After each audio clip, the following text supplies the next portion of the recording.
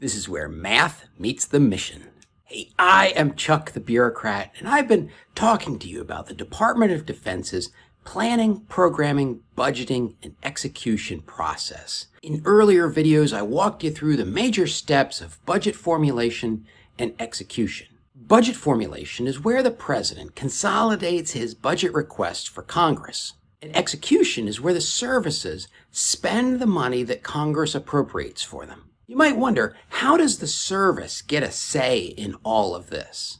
Well, that happens in the programming phase. It is a colorful and raucous time when the unlimited wants of the service bang up against limited resources. And it's one of the places where the cultural differences between operators and analysts comes into stark contrast.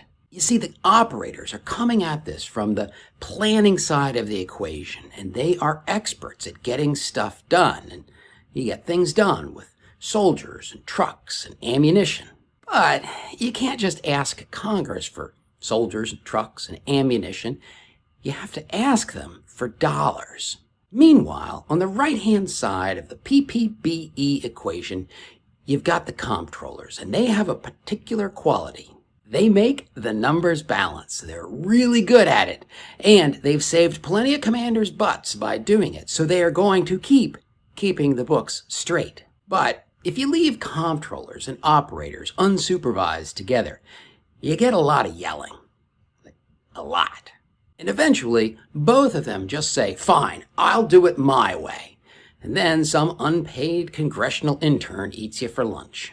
So between these two communities, you have the programmers, and they're going to translate the operators' plans into cost estimates that the comptrollers can use. They're going to enforce budget constraints on decision-making, and they're going to facilitate the negotiation of all the different layers of command priorities. But when does the annual cycle of programming begin? Well, it is a little fuzzier than budgeting and execution. Preliminary work starts as early as August or September, once the budget estimate submission is safely handed over to DoD. Before DoD really finishes all of their work, preliminary programming efforts get underway, usually hyper-focused reviews of specific programs. Then, when DoD issues its final guidance on the previous year, the programmers take that as guidance for the next year. I mean, it's kind of foolish to reverse course on guidance that your higher headquarters just gave you. Then the programmers set up meetings to get direction from senior leaders like the service secretary and service chief. They have the teams that have been doing those hyper-focused deep dives come in and give the senior leaders an overview. That usually uncovers a host of expensive problems that are going to interfere with the senior leaders' goals. And then, in April or May, it is time for the hard decisions. Sacred cows are going to be sacrificed. Promises are going to be broken. These are not easy decisions, and they often happen in very small groups.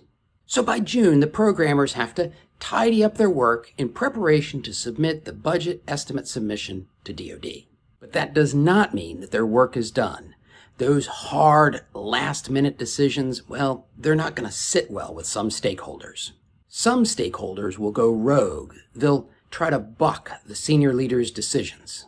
So the senior programmers police the ranks. They prevent gaps from forming in the service narrative. And then it all just starts over again. And now that just leaves us with one phase of PPBE left to talk about: planning. And if you want to see why I didn't start this video series with planning, watch this one.